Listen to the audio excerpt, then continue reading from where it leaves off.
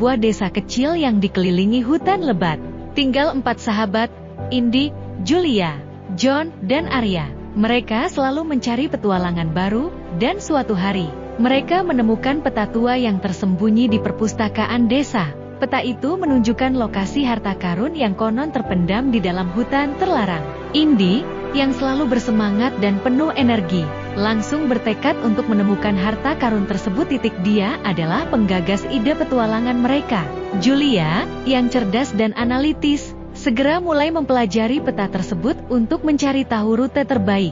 John, yang kuat dan berani, siap melindungi teman-temannya dari bahaya yang mungkin mengintai. Sementara Arya, yang kreatif dan imajinatif, mulai membayangkan kisah-kisah menakjubkan tentang harta karun itu.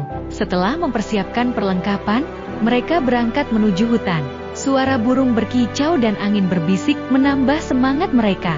Namun, saat mereka semakin dalam menjelajahi hutan, suasana mulai berubah. Pepohonan tampak lebih rapat, dan cahaya matahari mulai redup. Mereka merasa seolah-olah hutan itu hidup dan mengawasi mereka.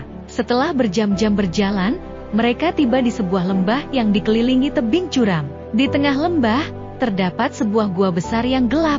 Peta menunjukkan bahwa harta karun berada di dalam gua itu. Meskipun rasa takut menyelimuti mereka, Indi meyakinkan teman-temannya untuk masuk. "Kita tidak bisa mundur sekarang," serunya dengan semangat. Di dalam gua, mereka menemukan dinding-dinding yang berkilau dengan batu permata. Namun tiba-tiba, mereka mendengar suara gemuruh. Ternyata, gua itu dijaga oleh makhluk besar berbulu, yang marah karena kedatangan mereka.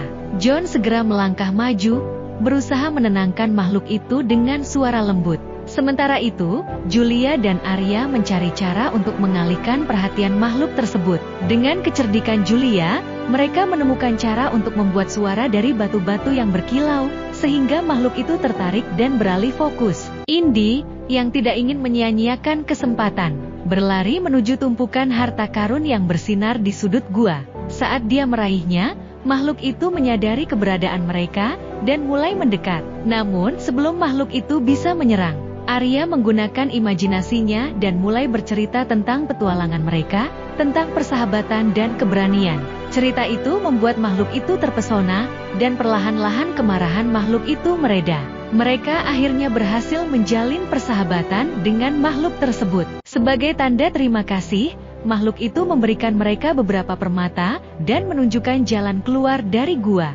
Dengan hati penuh rasa syukur, mereka kembali ke desa, membawa pulang tidak hanya harta karun, tetapi juga pengalaman berharga tentang keberanian, persahabatan, dan kekuatan imajinasi. Petualangan itu menjadi kisah yang mereka ceritakan kepada anak-anak di desa, menginspirasi generasi berikutnya untuk berani bermimpi dan menjelajahi dunia.